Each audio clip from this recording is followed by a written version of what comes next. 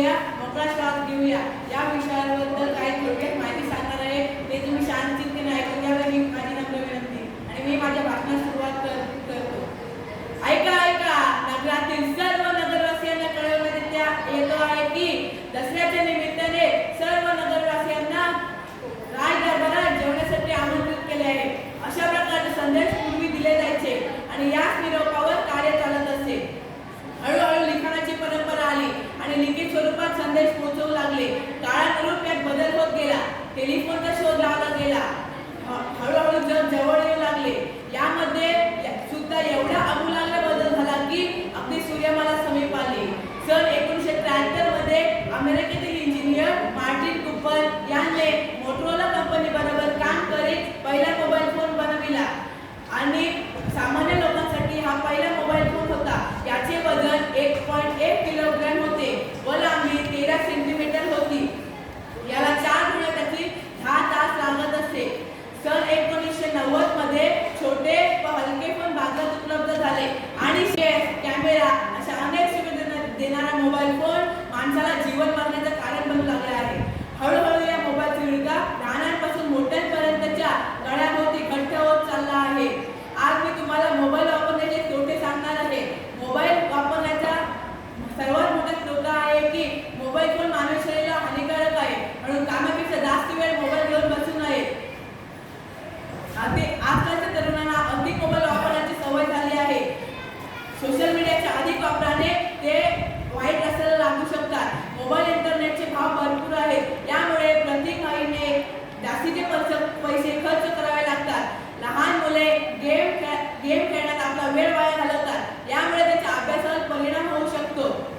आजकालच्या व्यक्तींना जास्त मोबाईल घेण्याची सवय लागली आहे. जास्त मोबाईल वापरल्याने आपली बुद्धी कमजोर व एकाग्रता कमी होते. मोबाईल हॅकिंगमुळे आपली गोपनीय माहिती चोरी होण्याची शक्यता असते. वाईट बुद्धीचे लोक मोबाईल कॅमेराचा चुकीचा वापर करतात. मोबाईल तुटला तर त्यातील सर्व माहिती नष्ट होण्याचा धोका असतो. मोबाईलमध्ये हेडफोन लावून मोठ्याने गाणी ऐकल्यास कानाची समस्या येऊ शकतात. गाडी चालवताना मोबाईल वापरल्यास अपघात होण्याची शक्यता असते. आज मी तुम्हाला मोबाईल वापरण्याचे फायदे देखील सांगणार आहे.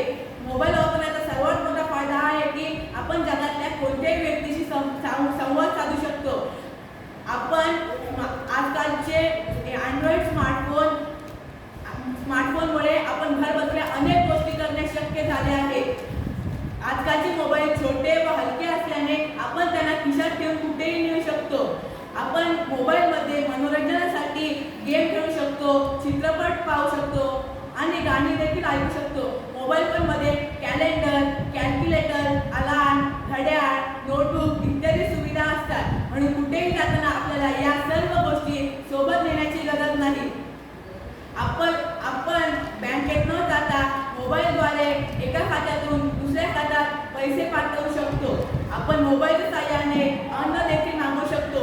कुठेही जायचे असल्यास GPS, गुगल मॅप याद्वारे यांच्या मदतीने रस्ता शोधू शकतो.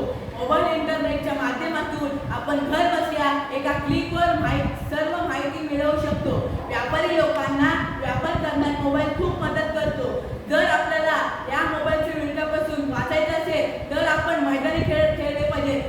म्हणजे क्रिकेट, फुटबॉल, व्हॉलीबॉल यासारखे खेळ खेळले पाहिजे. आणि आपल्याला बैठक खेळ म्हणजे कॅरम, लुडो यांसारखे खेळ खेळले पाहिजे.